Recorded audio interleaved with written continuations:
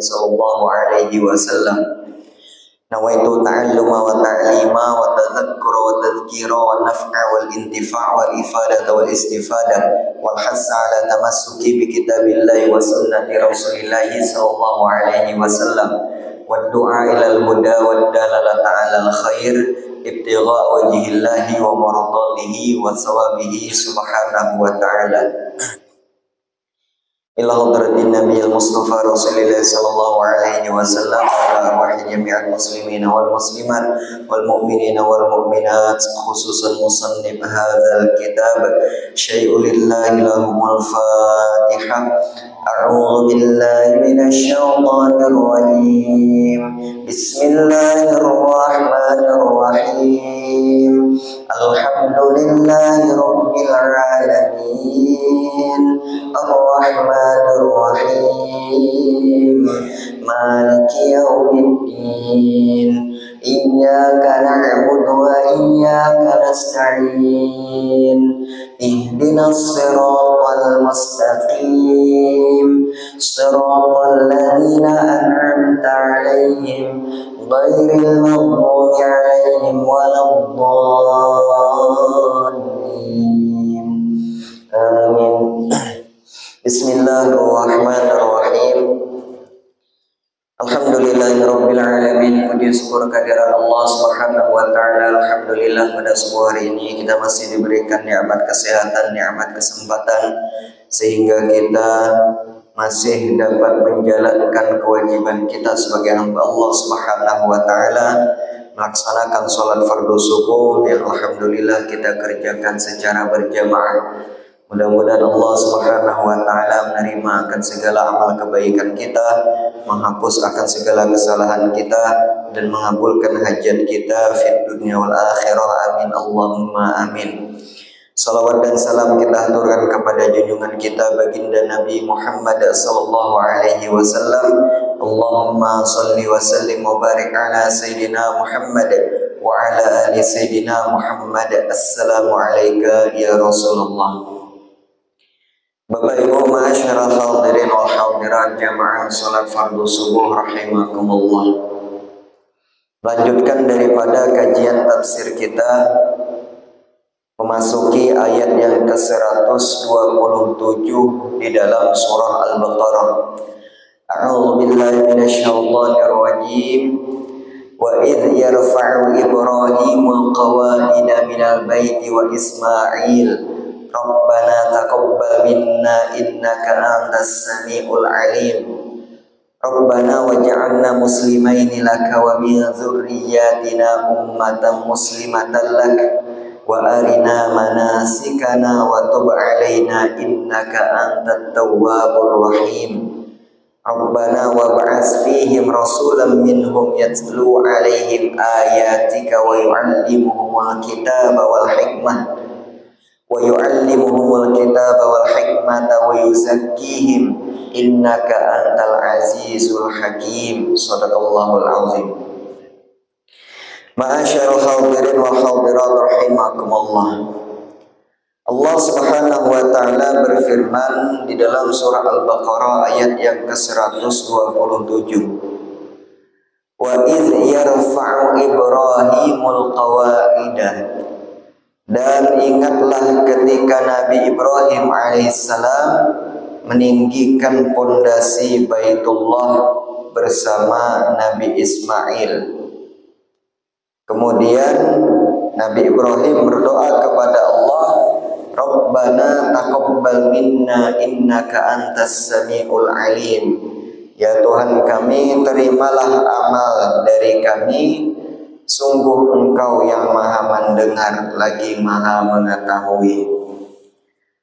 Bapak Ibu rahimakumullah, maka di ayat ini masih menceritakan tentang kisah Nabi Ibrahim alaihissalam bersama putranya Nabi Ismail ketika Nabi Ibrahim meninggikan kembali akan pondasi Ka'bah, yang mana pada zaman dahulunya pondasi Ka'bah itu beberapa kali ditinggikan, bahkan ketika zaman Nabi Muhammad alaihissalam hingga zaman kita itu kembali lebih dikokohkan kembali pondasinya sebanyak 4 kali.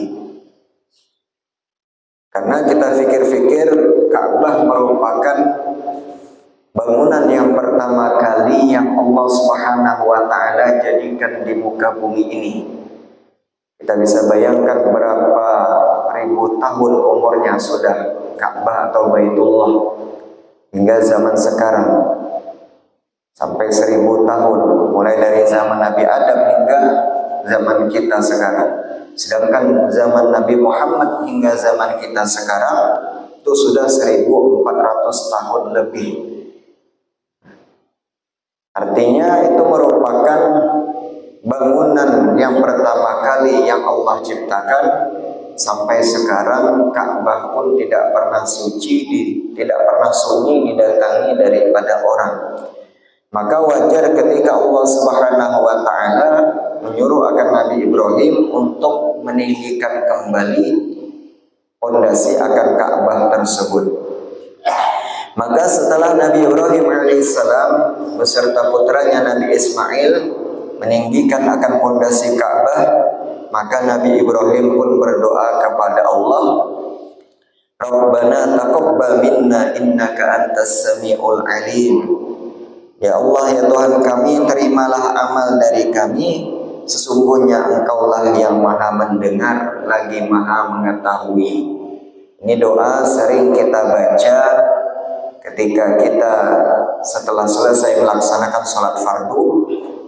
Ini merupakan doa yang dipanjatkan oleh Nabi Ibrahim ketika Nabi Ibrahim meninggikan pondasi Ka'bah. Rabbana taqabbal minna innaka antas sami'ul alim wa tub 'alaina innaka antat tawwabur rahim. Artinya di satu sisi ketika Nabi Ibrahim alaihissalam telah melaksanakan perintah Allah, telah melaksanakan daripada kebaikan dan amal soleh, maka hendaknya kita berserah diri, bermohon kepada Allah supaya amal yang kita lakukan tersebut diterima di sisi Allah. Begitu pula ketika kita sudah selesai mengerjakan sholat, ketika kita sudah melakukan kebaikan, maka hendaknya ada 2 perasaan ketika itu. Pertama, perasaan roja, yaitu mengharap supaya amal yang kita lakukan ini diterima. Apa amal kebaikan kita yang kita lakukan. Setelah itu harus ada perasaan kita berdoa kepada Allah, mudah-mudahan Allah menerima amal kita tersebut. Karena kalau kita fikir-fikir Bapak Ibu sekalian, salah satu yang menyebabkan amal kita itu bisa menjadi tidak diterima di sisi Allah Subhanahu wa Ta'ala karena tidak ikhlasnya kita, karena riyaknya kita, ingin dipandang oleh manusia. Maka ketika kita melakukan amal kebaikan, berserah diri kepada Allah, berharap hanya kepada Allah. Kemudian ulama mengatakan ketika kita melakukan amal kebaikan pun harus ada perasaan khauf kepada Allah, perasaan takut kepada Allah. Takut apa? Takut kalau seumpama amal kebaikan yang kita lakukan tidak diterima. Maka kita senantiasa berdoa kepada Allah sebagaimana ketika Nabi Ibrahim setelah melakukan amal kebaikan perintah Allah, ia senantiasa berdoa kepada Allah. Kemudian di ayat yang ke-128-nya masih tentang doa Nabi Ibrahim alaihissalam bersama putranya Nabi Ismail alaihissalam. Rabbana waj'alna muslimaini laka wa min dzurriyyatina. Ya Allah, ya Tuhan kami, jadikanlah kami orang yang berserah diri kepadamu, dan anak cucu-cucu kami juga umat yang berserah diri kepadamu. Jadi doa Nabi Ibrahim alaihissalam ini Bapak Ibu sekalian bukan hanya untuk dirinya sendiri, tetapi Nabi Ibrahim berdoa kepada Allah untuk kita, untuk zuriatnya, untuk anak cucunya kelak. Ini menggambarkan kalau kita berdoa itu jangan hanya untuk sendiri saja. Ya Allah, ampunkanlah dosaku, sugihkanlah aku, lancarkanlah rezekiku. Untuk sendiri saja. tidak ada disertakan orang lain. Nah, dari maka itu ketika kita berdoa kepada Allah, kita berdoa bukan hanya untuk diri sendiri, pun juga kepada orang lain, untuk kebanyakan orang. Maka sering kita berdoa, Allahumma ighfir lana dzunubana wa li walidayna warhamhuma kama rabbayani shaghira wa li jami'il muslimina wal muslimat wal mu'minina wal mu'minat bi rahmatika ya arhamar rahimin. Kita sertakan orang lain ketika kita berdoa kepada Allah untuk muslim, untuk muslimah, untuk mukmin dan mukminat. Kemudian masih di ayat yang ke-128, yaitu doa Nabi Ibrahim alaihissalam, Rabbana wa ba'ats fihim rasulan minhum Rabbana waj'alna muslimaini laka wa min zurriyyatina ummatan muslimatan lak. Ya Allah, kata Nabi Ibrahim alaihissalam, dan juga untuk anak-anak cucuku dan umat yang berserah diri kepadamu, ummatan muslimatan lak, umat yang senantiasa berserah diri kepadamu. Artinya umat yang beragama Islam. Jadi di ayat selanjutnya ini firman Allah Subhanahu wa taala yang menyatakan bahwasanya Nabi Ibrahim alaihissalam itu beragama Islam. Jadi kalau kita seumpama ada pertanyaan, apa agama Nabi Ibrahim, apa agama Nabi Isa, apa agama Nabi Musa, apa agama Nabi Adam, maka keseluruhan Nabi itu ialah beragama Islam. Di Islam itu bukan hanya ketika Nabi Muhammad SAW diutus, tetapi sebelum Nabi Muhammad SAW diutus, Islam itu sudah ada, sudah menjadi pegangan daripada nabi-nabi terdahulu. Jadi jangan sampai kita kira selain daripada Nabi Muhammad itu agamanya lain. Auzubillah min dzalik. Seluruh nabi, seluruh rasul itu beragama Islam, cuma membawa akan syariat yang berbeda-beda, membawa syariat yang berbeda-beda. Ummatan muslimatan lak wa arina manasikana wa tub alaina, dan tunjukkanlah kepada kami cara-cara melakukan ibadah haji. Manasikana itu yang sering kita sebut dengan manasik.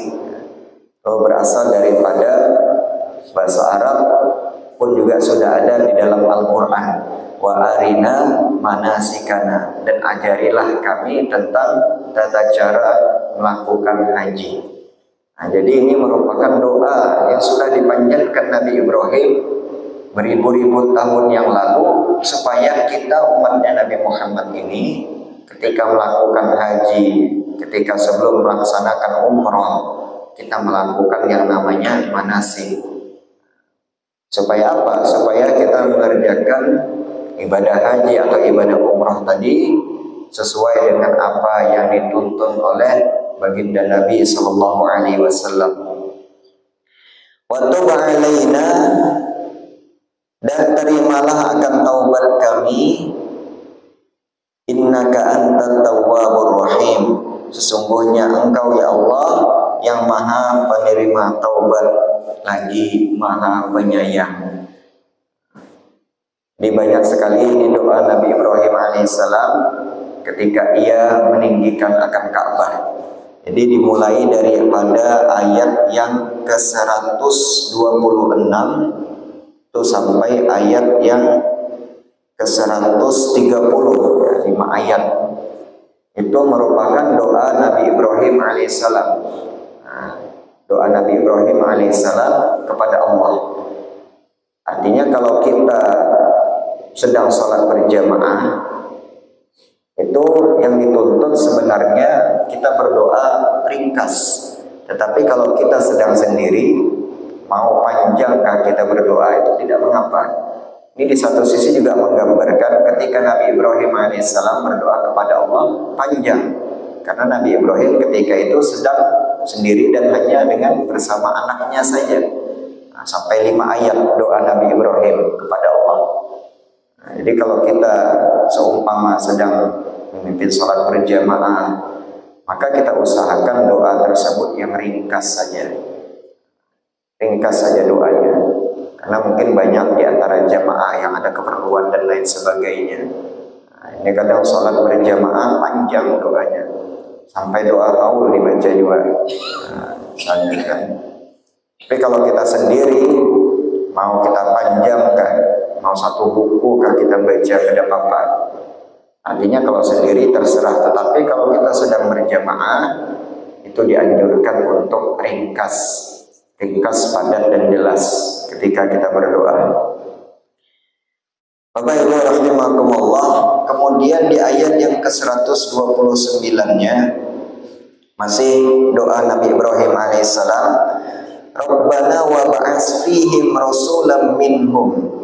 Ya Allah, ya Tuhan kami, jadikanlah kami, ya Allah, ya Tuhan kami, utuslah di tengah mereka seorang rasul dari kalangan mereka sendiri.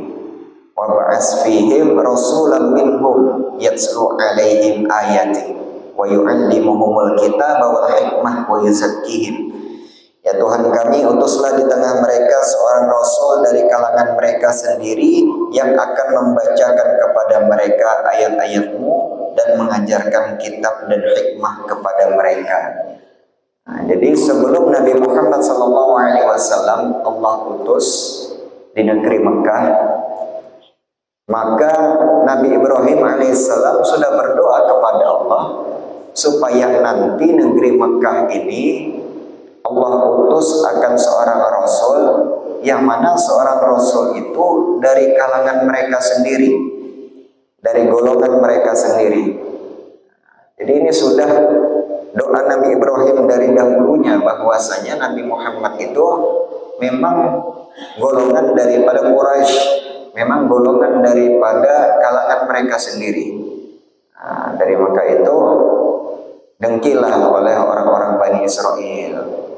Kenapa Nabi yang terakhir itu bukan daripada golongan mereka? Kenapa Nabi yang terakhir itu bukan kalangan atau suku daripada mereka? Padahal ini sudah doa Nabi Ibrahim sebelum Nabi Muhammad diutus, supaya Nabi terakhir itu dari kalangan mereka, dari golongan mereka. Maka Allah Subhanahu wa Ta'ala mengabulkan akan doa Nabi Ibrahim. Kita bayangkan Bapak Ibu sekalian, berapa lama doa Nabi Ibrahim ini Allah kabulkan, Allah ijabah. Mulai dari zaman Nabi Ibrahim, Allah kabulkan pada masa Nabi Muhammad SAW. Nah, itu lama masa jaraknya.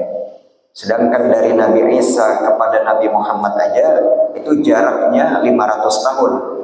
Nah, bisa kita bayangkan jarak antara Nabi Ibrahim kepada Nabi Muhammad itu jaraknya mungkin berapa ribu tahun. Baru Allah kabulkan doa Nabi Ibrahim tadi supaya menjadikan Rasul tadi dari kalangan golongan mereka, yaitu Nabi Muhammad. Artinya ini merupakan suatu pelajaran juga kepada kita. Kalau kita berdoa kepada Allah, jangan kita ingin segera doa tersebut cepat-cepat dikabulkan. Nah, ini Datuk berdoa nih, itu terus dipanjatkan doa terus. Tapi kenapa tidak kabul-kabul? Allah pasti akan mengabulkan doa daripada hambanya. Cuma Allah lebih mengetahui kapan waktu yang tepat untuk dikabulkan doa kita tersebut.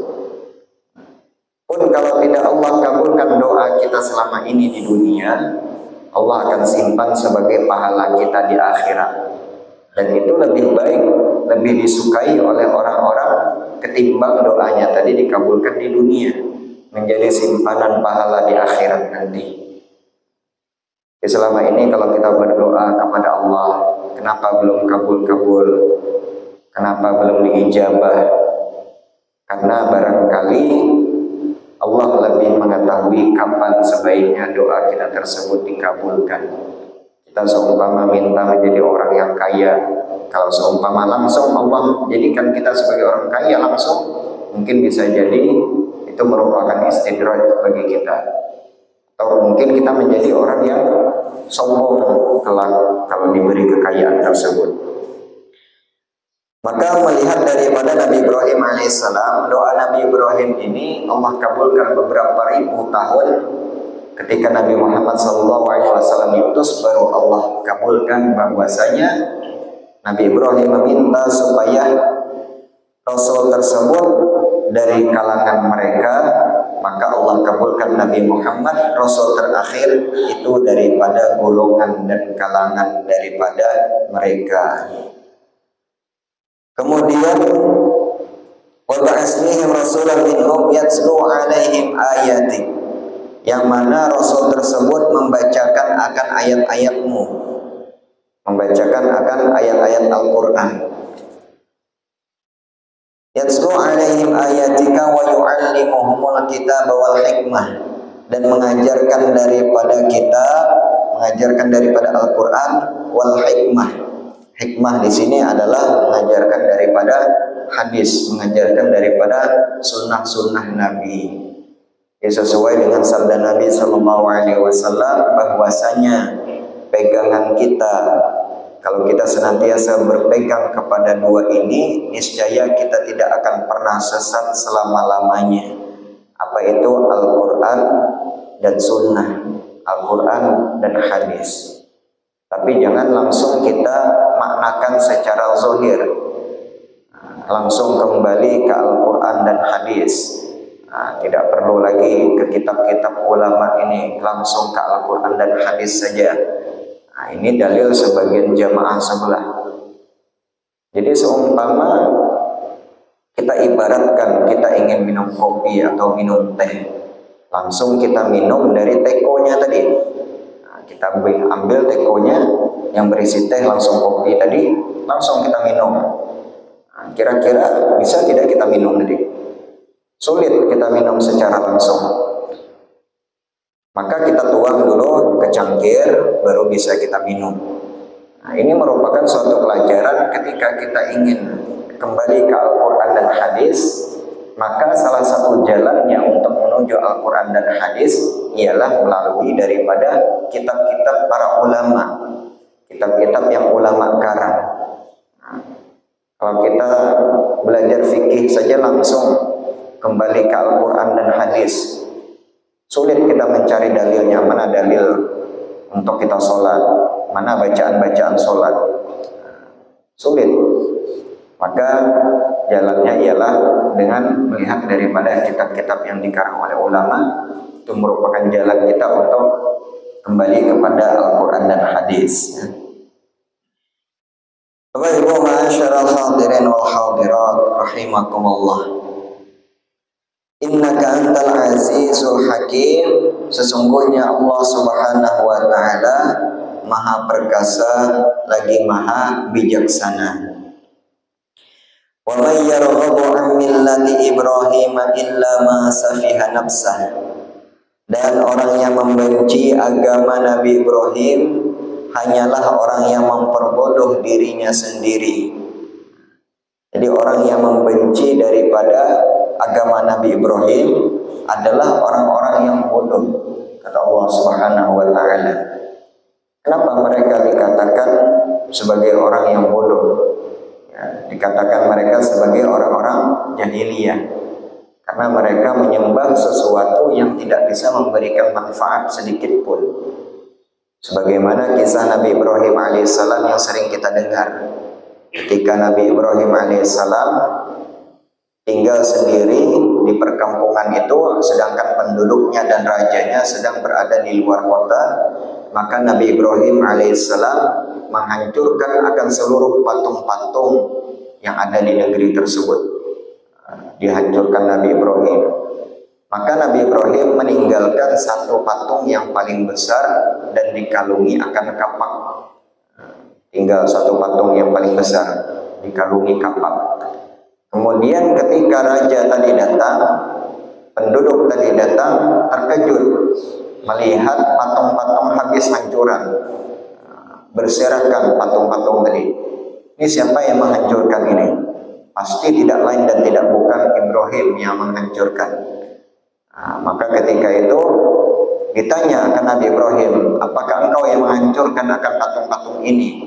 Maka Nabi Ibrahim menjawab bahwasanya yang menghancurkan itu yang paling besar. Nah, ini dalam bahasa balaghah ini disebut sebagai ya ilmu majaz, ilmu mantik. Ini pengalihan daripada bahasa.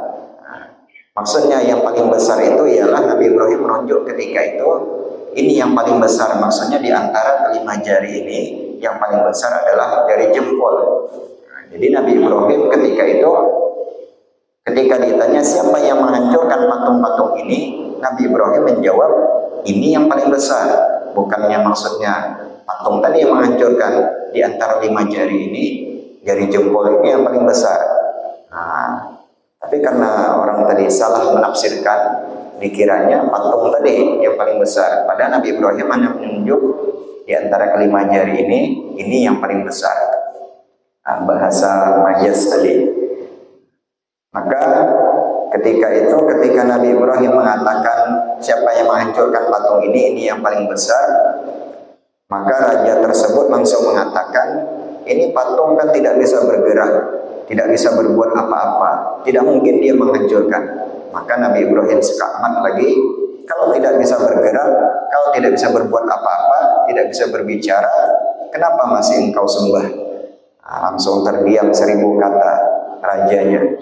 Nah, artinya kan sesuatu yang tidak bisa bergerak, apa disembah? Sesuatu yang dibuat oleh tangan mereka sendiri, kenapa mereka sembah? Tetapi karena mereka adalah penguasa, seorang raja, tetap Nabi Ibrahim alaihissalam hendak dihukum. Salah satu yang menjadi cara untuk menghukum daripada Nabi Ibrahim ketika itu ialah dengan membakar secara hidup-hidup. Maka dikumpulkanlah kayu bakar. Di dalam satu riwayat itu selama 40 hari dikumpulkan kayu bakar tadi. Nah, setinggi gunung dia kayu bakar tadi, ketika dinyalakan apinya berkobar-kobar, bingung lagi bagaimana caranya untuk meletakkan Nabi Ibrahim tadi, karena panasnya api tadi.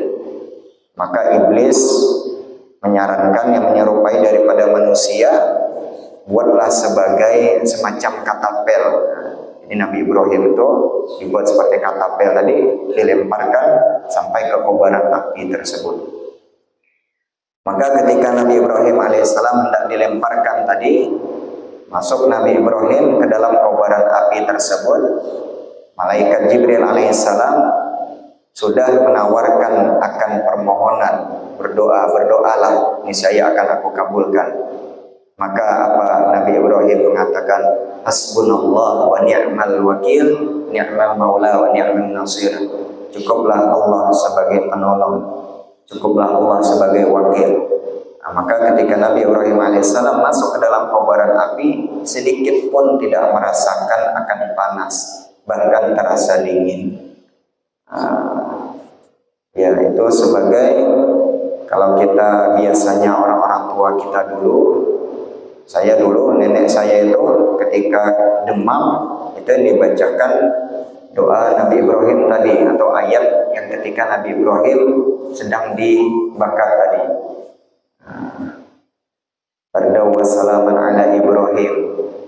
Jadi karena api ini sebagai api yang dingin, ini keselamatan bagi Nabi Ibrahim alaihissalam. Dikasih di basahi rambut tadi, maka ini dah buaya macam-macam. Itu diantaranya.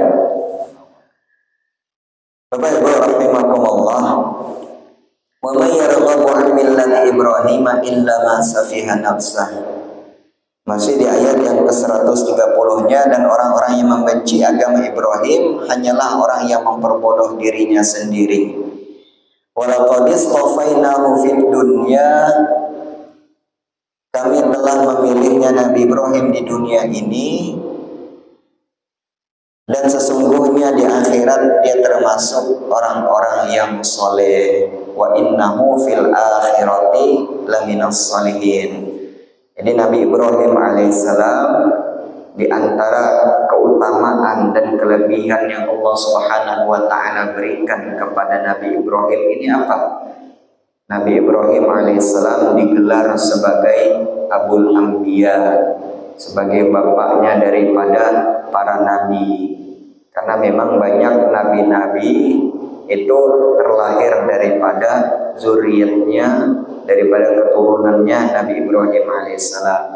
Nabi Ibrahim punya 2 orang anak, 2 orang putra, yaitu Nabi Ismail alaihissalam. Dari Nabi Ismail ini akan lahir nantinya Nabi akhir zaman, penutup daripada sekalian Nabi dan Rasul, yaitu Nabi Muhammad SAW. Sedangkan dari putranya satunya, Nabi Ishak alaihissalam, ini akan lahir daripada nabi-nabi yang banyak sekali dari kalangan Bani Israel. Nabi Yakub, Nabi Yusuf, Nabi Isa, Nabi Musa, dan lain sebagainya. Maka Nabi Ibrahim digelar sebagai Abul Anbiya, bapaknya daripada para nabi. Sedangkan daripada bapaknya manusia ialah Nabi Adam alaihissalam, Abul Bashar. Ya. Dan Nabi Ibrahim juga digelar sebagai Khalilullah, kekasihnya Allah Subhanahu wa Ta'ala. Bahkan Bapak Ibu sekalian, itu di dalam kitab Tanbihul Ghafilin juga disebutkan di antara kelebihan Nabi Ibrahim alaihissalam, bagi anak-anak yang meninggal sebelum mencapai daripada usia baligh, maka ia akan dipelihara oleh Nabi Ibrahim alaihissalam di dalam surga. Nah, itu di antara salah satu kelebihan Nabi Ibrahim. Itu disebutkan di dalam kitab Tanbihul Ghafilin. Kita punya anak-anak tadi meninggal dalam kondisi masih kecil atau sebelum dia mencapai usia baligh. Nah, maka tidak ada dosa bagi anak tersebut karena belum dibebankan akan hukum syariat. Belum mukallaf dia. Maka yang memeliharanya ialah Nabi Ibrahim alaihissalam di surga. Bapak Ibu rahimakumullah, kemudian yang terakhir ayat 131, idz qala lahu rabbuhu aslim. Ingatlah ketika Allah Subhanahu wa Ta'ala berfirman kepadanya Nabi Ibrahim, aslim, berserah dirilah. Nah, jadi Islam itu diambil dari kata salama yaslimu islaman. Nah, kalau masdarnya itu fi'il amarnya itu adalah aslim, berserah dirilah engkau.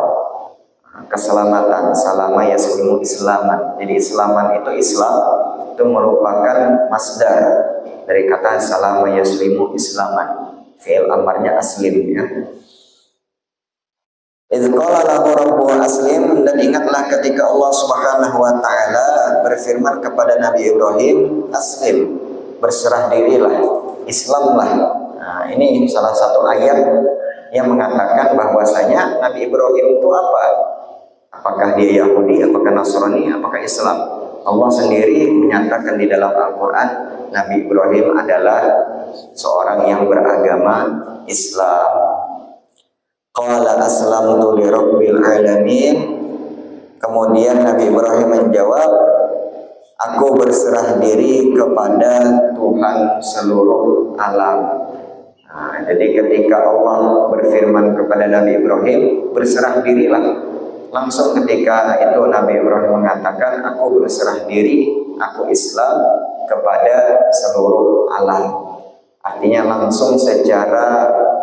langsung Nabi Ibrahim menyatakan ia patuh dan tunduk kepada Allah Subhanahu wa Ta'ala.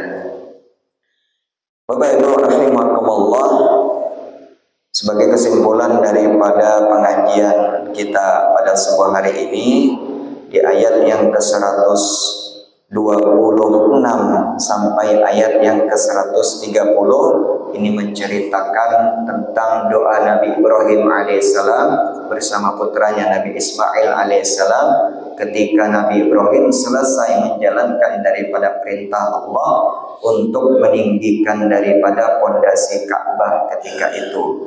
Maka setelah Nabi Ibrahim meninggikan akan pondasi Ka'bah, Nabi Ibrahim berdoa kepada Allah. Doanya sebagaimana yang telah kita bacakan tadi, doanya panjang sekali dan Allah Subhanahu wa Ta'ala mengabulkan akan doa yang dipanjatkan oleh Nabi Ibrahim alaihissalam. Bapak Ibu rahimakumullah, mungkin atas ini dulu pengajian kita pada subuh hari ini. Mudah-mudahan ada hikmah yang dapat diambil dan dapat kita amalkan dalam kehidupan kita sehari-hari. Amin Allahumma amin. Lebih kurang minta maaf, minta ridha, minta halal. Usikum wa nafsi wa iyaya bittaqullah. Wabillahi taufiq wal hidayah. Assalamualaikum warahmatullahi wabarakatuh. Amin amin. Bismillahirrahmanirrahim. Alhamdulillahirabbil alamin. Allahumma shalli ala sayyidina Muhammad wa ala alihi wa sahbihi ajma'in.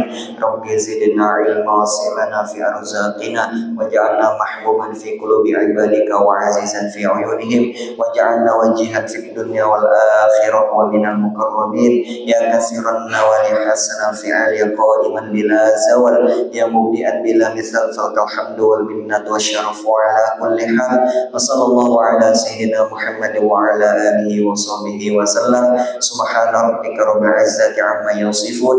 Wassalamun ala al-mursalin walhamdulillahi rabbil alamin.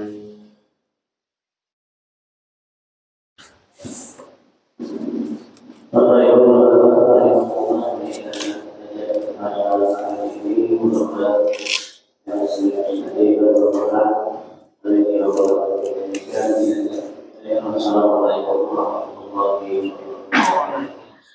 Allahumma shalli ala sayyidina Muhammad wa